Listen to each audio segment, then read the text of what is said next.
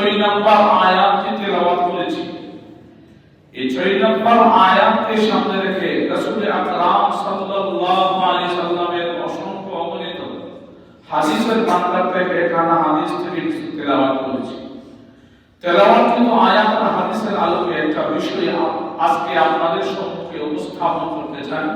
মালিক যাতে আমাদের সকলকে আমলের মধ্যে শোনার তৌফিক দান করে, সকলে বলে আমিন। আমিন।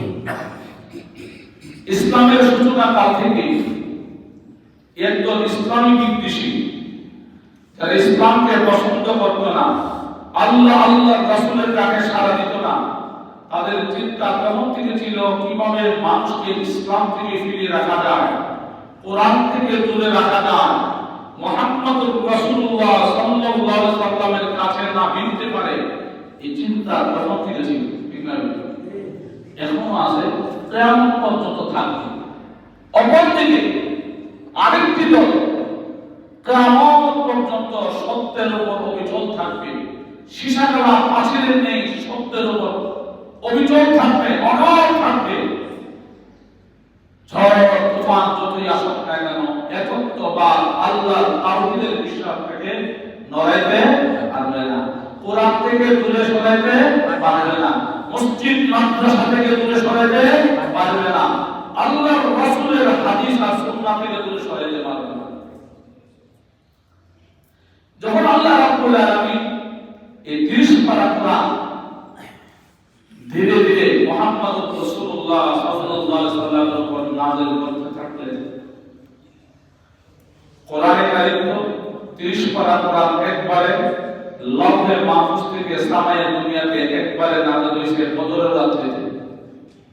তারপরে অবস্থা পরিপ্রেক্ষিতে বিভিন্ন প্রেক্ষাপট অনুযায়ী 23 বছর মক্কিয়া বাংলাদেশ জিন্দেগিতে মুহাম্মদুর রাসূলুল্লাহ সাল্লাল্লাহু আলাইহি ওয়াসাল্লামের উপর আল্লাহ মহান গ্রন্থ আল কোরআন নাযিল করেন।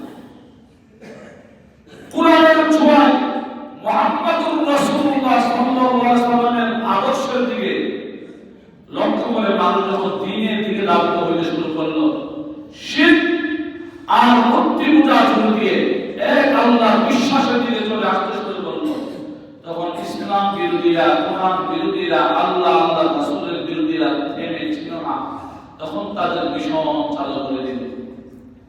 একদম মিশনারিরা ছিল, একটা দল ছিল যাতে আল্লাহর কালাম শুনি না কেউ মুসলমান না হইতে পারে, কারণ কোরআনে থেকে আছে আকর্ষণ আছে, আসলে না পৃথিবীর ইতিহাস প্রমাণ করে কোরআনের তেলাওয়াত শুনি না চোর ভালো হয়ে গেছে, লম্পট ভালো হয়ে গেছে, সুদখোর ভালো হয়ে গেছে, ঘুষখোর ভালো হয়ে গেছে, বেবিচার ছেড়ে দিয়েছে, মদদি মদ পান করা বন্ধ করে দিয়েছে কোরআনের ছোঁয়ার কারণে।